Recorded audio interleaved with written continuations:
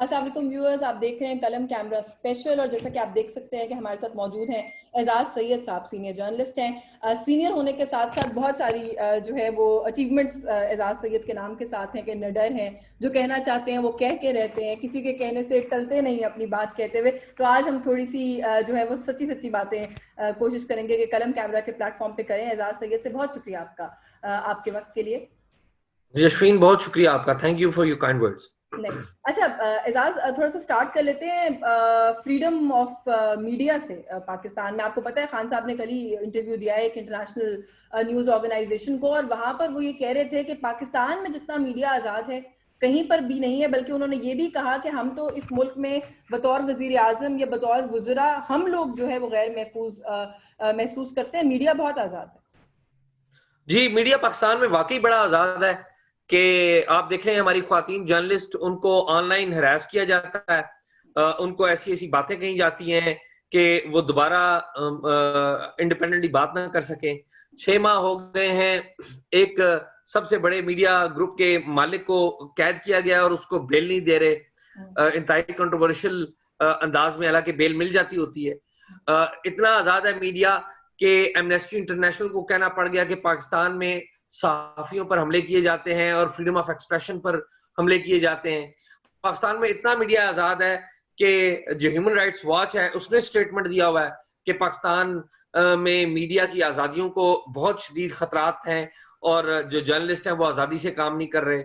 और पाकिस्तान में वाकई मीडिया इतना आजाद है कि रिपोर्टर्स एंड बॉर्डर्स की जो इंडेक्स है उसमें पाकिस्तान की जो परफॉर्मेंस है 2019 की, वो इतनी बुरी रही है कि पाकिस्तान 180 ममालिक की फहरिस्त में 148वें नंबर पर से निकलकर 145वें नंबर पर आ गया है। तो वाकई इमरान खान साहब अगर इसे आजादी कहते हैं तो इस तरह की आजादी तो है जिस तरह की मैं बता रहा हूँ। जिस तरह क्या बता रहे हैं। अच्छा, आपने कहा कि पाकिस्तान के एक सहाफती, बहुत बड़े सहाफती इदारे के मालिक, मैं थोड़ा सा आपसे की मौजूदगी का ये फायदा उठाना चाहती हूँ कि मामला है क्या मीर शकीलुर रहमान साहब का। आप लोग बात करते हैं तो कहा जाता है कि क्योंकि जाहिर है आप उस इदारे में काम करते हैं, नौकरी करते हैं, तो आप तो हक में बोलेंगे। मेरे जैसे सहाफी बात करते हैं तो कहते हैं वो बहुत बड़ा इदारा है, इनको नौकरी चाहिए, ये इसलिए उनके हक में बोलते हैं। लेकिन मैं थोड़ा सा अंडरस्टैंड करना चाहती हूँ अपने व्यूअर्स के लिए कि क्या इशू है।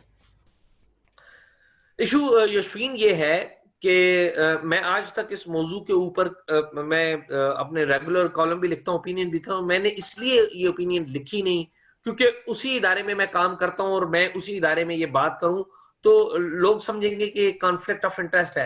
लेकिन आज आपने बात कर ली तो मुझे ये बताना पड़ रहा है क्योंकि इस कॉन्फ्लिक्ट की वजह से मैं सच ना बोलूं तो उसकी सजा मिल रही है ना किसी बंदे को। ठीक है, तो कॉन्फ्लिक्ट क्या है मैं वो आपको बता देता हूँ कि नैब ने आज से 30 साल 35 साल पुराना, तकरीबन 34 साल एग्जैक्टली पुराना एक केस बनाया है जिसमें इन्होंने कहा है कि आपको पंजाब हुकूमत ने या उस वक्त की जो नवाज शरीफ हुकूमत थी चीफ मिनिस्टर के तौर पर उन्होंने फायदा दिया है। ठीक है। और फायदा क्या है? फायदा यह है कि जो मीर शकीलुर रहमान है उन्होंने एक प्राइवेट आदमी से, किसी प्राइवेट आदमी से एक जमीन खरीदी और बाद में जो पंजाब की हुकूमत है उस जमीन ने पंजाब की हुकूमत ने उस जमीन को एक्वायर कर लिया। और जब वो एक्वायर कर लिया तो उसके बदले में जमीन देनी थी और बहुत सारे लोगों के साथ मीर शकीलुर रहमान को, क्योंकि वहां पर सिर्फ मीर शकीलुर रहमान की जमीन नहीं थी। तो उन्होंने ये कहा कि पंजाब की जो हुकूमत है उन्होंने इनको ये फायदा दिया है कि इनको जो लैंड दे दिया है वो एक ही कता दे दिया है। उन्हें मुख्तलिफ प्लाट मुख्तलिफ जगहों पे देने चाहिए थे, उन्होंने एक जगह पे दे दिए। तो ये केस है जो कि इमरान खान साहब की हुकूमत ने और नैब की हुकूमत ने मीर शकीलुर रहमान के ऊपर बनाया है। और आप देखिए कि इतना ये जो मैंने आपको बात बताया ये कोर्ट के डॉक्यूमेंट्स पड़े हुए हैं, आप वो देख सकती हैं। मैं कोई ज़ाहिर अपने पास से ये बात नहीं बना रहा हूँ। इस केस के ऊपर पहले 70 दिन अपने पास रखा, नैब के पास रखा, फिर उनकी बेल नहीं हो पा रही। बेल के लिए अदालतों में जाते हैं। हम कहते हैं देखें ना, मीडिया जितना मीडिया आजाद है उतनी अदालतें भी आजाद है। हम अदालतों के पास जाते हैं तो बेंच नहीं बनता। ठीक है, और उसका नतीजा यह है कि 6 माह हो गए हैं, मीर शकीलुर रहमान अंदर हैं, सारे लोग हाथ पे हाथ रख के बैठे हुए हैं। इमरान खान साहब टेलीविजन पे बैठ के आके बड़े बड़े दावे करते हैं। एक दो वजीरों ने इनके ने कह दिया कि जी शकीलुर रहमान के साथ ज्यादती हो रही है। इन्होंने मीटिंग्स में, कैबिनेट की मीटिंग्स में उन लोगों के ऊपर तनकीद की और कहा कि ये बातें मत करें।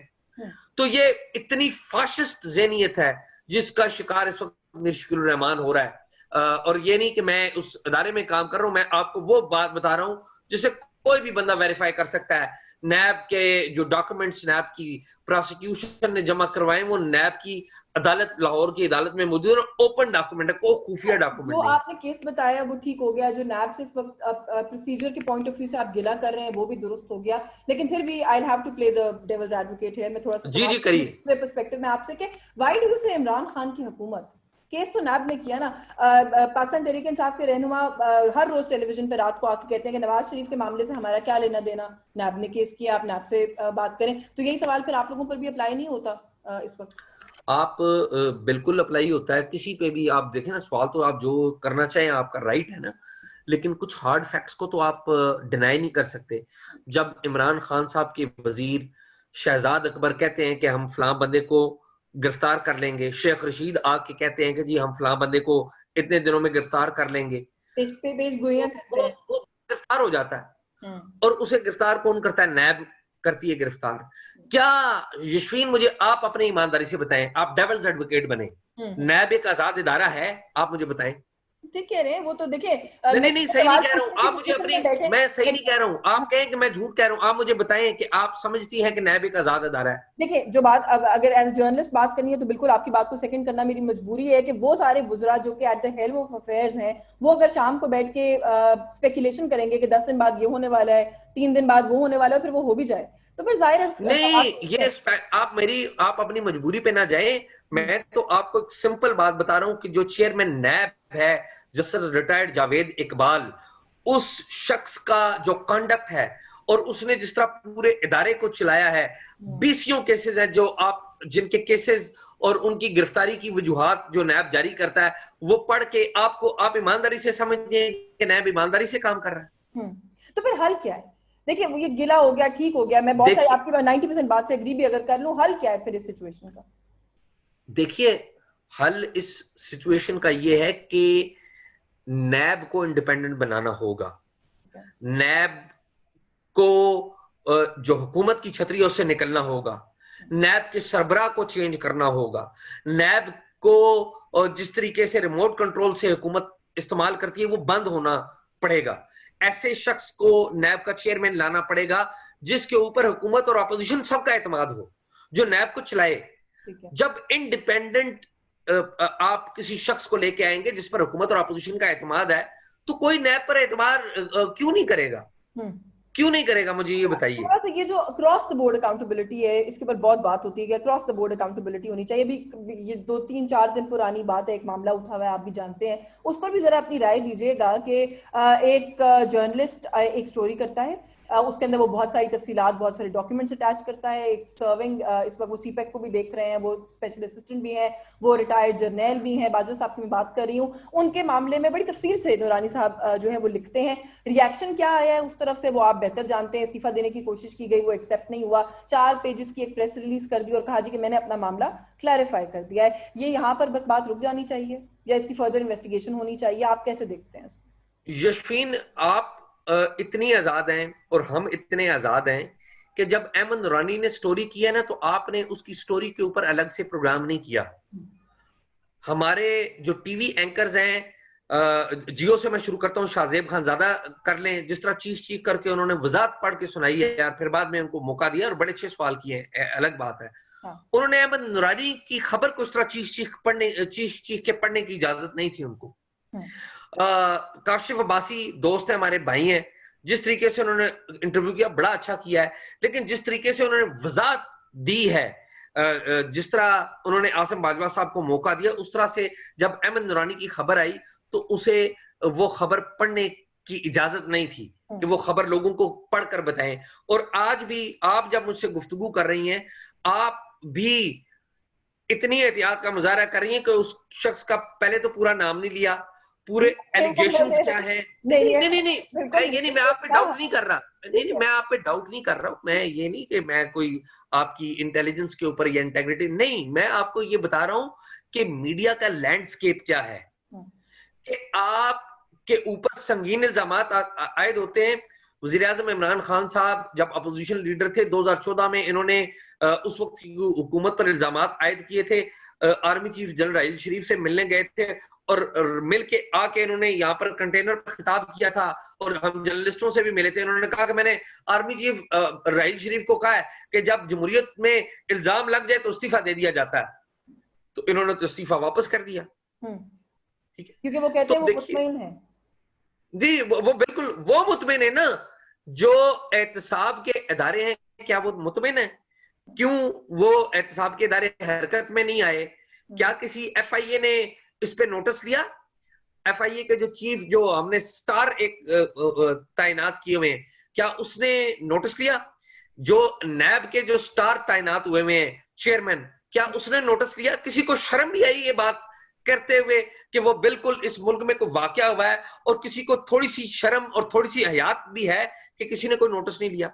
और वैसे बड़ी इंडिपेंडेंस की बातें होती हैं, हुकूमत की तरफ से भी हमारे इदारे बड़े काम करते हैं और बड़े ट्रांसपेरेंसी है और बड़ी शफाफियत है। क्या एफआईए ने शफाफियत दिखाई? क्या नैब ने अगर आप इजाजत दें, आपकी बात जो है वो आपने एक साइड का पर्सपेक्टिव तो बताया कि हुकूमत ने क्या किया। नहीं, एक साइड का नहीं है ना, ना ना ना ना, प्लीज प्लीज यशवीन, नहीं गलत बात नहीं करिए।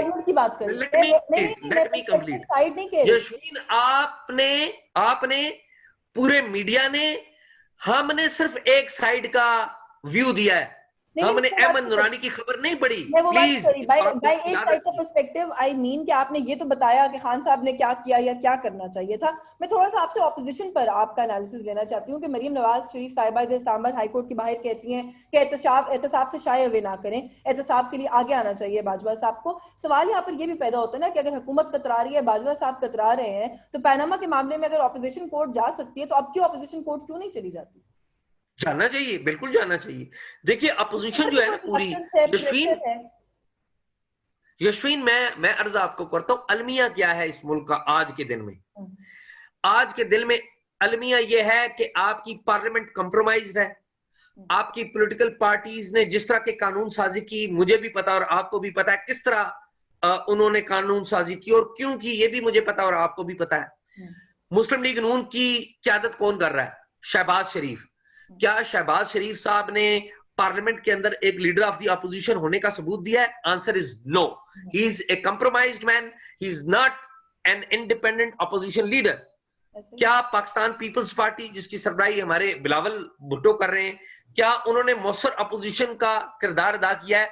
अगर उनका कंपैरिजन शहबाज शरीफ से करें तो बहुत अच्छा है, लेकिन अगर कहें कि मौसर अपोजिशन किया है तो अफसोस के साथ वो भी नहीं की। ये बड़ी बदकिस्मती है। इस मुल्क की सियासी जमातों की जो क्यादत है उसको कंप्रोमाइज कर लिया गया है, बदकिस्मती है। इस मुल्क की जो अदालतों के साथ हो रहा है वो मुझे और आपको पता है। इस मुल्क के मीडिया के साथ जो कुछ हो रहा है वो मुझे और आपको पता है। इस मुल्क में गैर एलानिया मार्शल लॉ लगा हुआ है, आप माने या ना माने।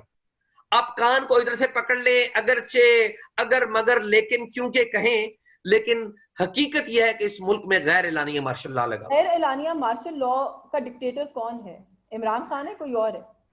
इस मुल्क में जो गैर एलानिया मार्शल लॉ का डिक्टेटर जो है, फेस उसका इमरान खान है। फेस इमरान खान है? जी जी बिल्कुल फेस हुई। नहीं तो फिर आप क्या, आपके इस बयान से, बात से ये समझा जाए कि आप ये कहना चाहते हैं या आपके एनालिसिस में खान साहब खुद भी उस तरह बाइख्तियार नहीं है? देखिए इमरान खान साहब कहते हैं कि हम एक पेज पे हैं, ये कहते हैं। वो कल भी कहा कि एक्सीलेंट है। अब आवाजें आती है ना, यकतरफा तौर पर, मुत्तफिका तौर पर आवाजें आती हैं, और जो बंदा वो ऑन कर रहा है वो कौन है? वो इमरान खान है ना, कोई और तो नहीं है ना। ठीक है, जो शख्स आईनी तौर पर इस वक्त मुल्क का प्राइम मिनिस्टर है वो इमरान खान है, और वो ये कहता है कि जी बिल्कुल मैं जो भी स्याह सफेद का मालिक हूं वो मैं हूं। तो फिर मैं किसको कहूं, किसी और को कहूं? मैंने तो आइन के अंदर रहना है ना, मैंने कॉन्स्टिट्यूशन के अंदर रहना है। बिल्कुल ठीक है। अच्छा, थोड़ा सा पॉलिटिकल, आखिर में आपसे दो चीजों पर कमेंट लेना चाहती हूँ। नवाज शरीफ की वापसी कैसे देख रहे हैं इसको? इस्लामाबाद हाई कोर्ट, अभी जो मामला हुआ वो एक डेडलाइन दे दी गई है। नून लीग तो बड़ा कैटेगोरिकली कह रही है, फॉर्मर गवर्नर सिंह से भी अभी बात हुई थी कुछ अर्सा पहले, तो वो भी कहते हैं कि नहीं, मुमकिन ही नहीं है, सेहत ही ठीक नहीं है नवाज शरीफ की। तो ये कैसे प्ले आउट करेगा ये मामला जो है? पहली बात तो यह है कि नवाज शरीफ साहब को इस मुल्क से जाना नहीं चाहिए था। जिस तरीके से वो गए हैं, जिन हालात में गए हैं, और जिसने भेजा है वो भी पता है, मुझे भी और आपको भी पता है, पूरे मुल्क को पता है। इमरान खान साहब जो है अभी वो शोर मचाते हैं कि जी वो उनको नहीं जाना चाहिए, हमारा नैरेटिव खराब हो रहा है। तो पहली बात तो यह है कि लीडरों को कुर्बानी देनी पड़ती है, वो जेलों में जाते हैं और फिर वो बाहर निकल के आते हैं। नून लीग का अलमिया यह है कि जो शरीफ बरादरान है वो जेल में नहीं रह सकते, और उनके ऊपर जो केस है, मैं जाती तौर पे उस केस को पढ़ा भी हुआ है, मैंने रिपोर्ट भी किया, वो बड़ा कंट्रोवर्शियल केस है, उसके ऊपर बहुत सारे क्वेश्चंस हैं। लेकिन अगर आप कुर्बानी नहीं दे सकते, गिरफ्तारी नहीं दे सकते, आप जिस चक्कर में आए थे, अपनी बीवी को वहां से छोड़कर आए थे कि मैं जेल चला जाऊंगा, बीवी उनकी जो कुलसूम नवाज है वो वफात पा गई, और फिर ये डील करके या जैसे तैसे भी, आपको पता है बज़ाहिर तो अदालत ने इजाजत दी है, जिसने भी दिया वो मुझे भी पता है, आपको भी पता है, ये चले गए वहां पे, वो वहां पे रह रहे हैं। तो आइडियल बात तो ये थी कि ये ना जाते, यहाँ पर रहते, और ये हमें भी पता है कि इनका जो भाई शहबाज शरीफ है, इन्होंने बड़ा कन्विंस किया, इन्होंने वो बड़ी इख्तियार की और सब ने मिलकर उनको बाहर भेजा। इमरान खान जिन पे एतराज करते हैं, उनकी अपनी हुकूमत के लोगों ने और उनके अपने डॉक्टरों ने भी वो रिपोर्टें दी कि जिस तरह नवाज शरीफ साहब को खुदा न खास्ता कुछ होने लगा है, खुदा उनको सेहत दे, अल्लाह उनको अच्छा रखे। तो देखिए, आइडियल बात तो यह है कि वो जाते ही ना, और उससे अगली आइडियल बात यह कि कोर्ट ने कहा है तो वो आ जाएं, और अब नून लीग का फैसला यह है कि वो नहीं आएंगे। तो 9 तारीख को तो वो तो नहीं आ रहे, हाँ, ठीक है, वो तो नहीं आ रहे। तो वो नहीं आ रहे, थोड़ा सा वक्त कम है, आखिर में ये बता दीजिए, मरियम नवाज की सियासत कुछ समझ सके आप, वो क्या तर्ज सियासत है मरियम नवाज का, कि नायब बुलाए, 2 पत्थर पड़ जाएं तो उनकी सियासत एक्टिव हो जाती है, जब वो पत्थर शत्तर खत्म हो जाए, प्रेस कॉन्फ्रेंस करके गुस्सा निकाल लें, तो वो फिर सियासत बैक सीट पे चली जाती है, और वो फिर अगले किसी इवेंट का इंतजार करती है कि अब फिर कोई इवेंट हो तो फिर मुझे प्लेटफॉर्म मिले और मैं सियासत करूं। देखिए यशवीन, इसमें जो मरियम नवाज है ना, वो एक सब्जेक्ट है। मुझे कोई किसी से प्यार नहीं है, किसी से मोहब्बत नहीं, मैं इंडिपेंडेंटली एक बात कर रहा हूँ। ये जो मियां नवाज शरीफ की रुखसती है और मरियम नवाज की जो सियासत है, ये आपस में जुड़े हुए हैं। ये मुझे जहां पर एज एन जर्नलिस्ट मैं फील करता हूं कि ये किसी किस्म की कोई अंडरस्टैंडिंग है कि मियां नवाज शरीफ को हम बाहर भेज रहे हैं, क्योंकि ये फैमिली चाहती थी कि मियां नवाज शरीफ चले जाए। मरियम नवाज खुद ज़ाहिर बेटी भी है, तो ये चाहती थी, तो इन्होंने कोई एग्रीमेंट किया हुआ है कि जमानत के तौर पर मरियम नवाज को यहाँ पे रखा हुआ है, और ये तय किया हुआ है, कुछ उसूल तय कर लिए हुए हैं कि मरियम नवाज ने इस हद तक सियासत करनी है और इस हद तक नहीं करनी।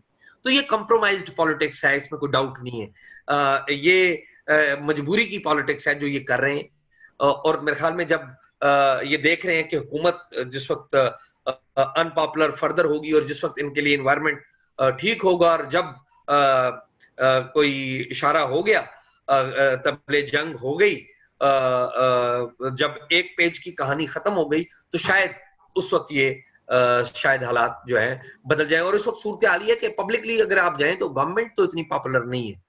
गवर्नमेंट की जो परफॉर्मेंस है in terms of economy, in terms of governance, तो वो तो इतनी मेरे हाल में वो है नहीं है। तो मेरा ये मैं मालूमात की बुनियाद पे बात नहीं कह रहा हूँ, क्योंकि ये तो मैं असेसमेंट की बात के ये जो है उसके ऊपर बात कर रहा हूँ। लेकिन आप इस बात को भी ये देखिए कि मरियम नवाज इस्लामाबाद हाई कोर्ट में आई, तो जो उन्होंने बातें की हैं, उन्होंने आसिम बाजवा के ऊपर भी बात की है और चीजों के ऊपर भी बात की है, तो वो बेहतर बातें की हैं उन्होंने। ये बातें कंप्रोमाइज बातें लगती नहीं है, लेकिन जो ट्रैक उनका लग रहा है वो ये बता रहा है कि ये कोई अंडरस्टैंडिंग है, और ये अंडरस्टैंडिंग वन वे और दी अदर नवाज शरीफ साहब के बैरून मुल्क जाने से लिंक्ड है। चलें, thank you so much for your time Ejaz Syed sahab, आपके वक्त का बहुत शुक्रिया, और इंशाल्लाह ताला आपको दोबारा भी जहमत देते रहेंगे, ये जो भी हैपनिंग्स होती हैं उन पे आपके तज्जिए के लिए। Thank you so much for joining us viewers. बहुत शुक्रिया। कैमरा स्पेशल से आज के लिए बस यही कुछ। यशवीन जमाल को इजाजत दीजिएगा। अल्लाह हाफिज।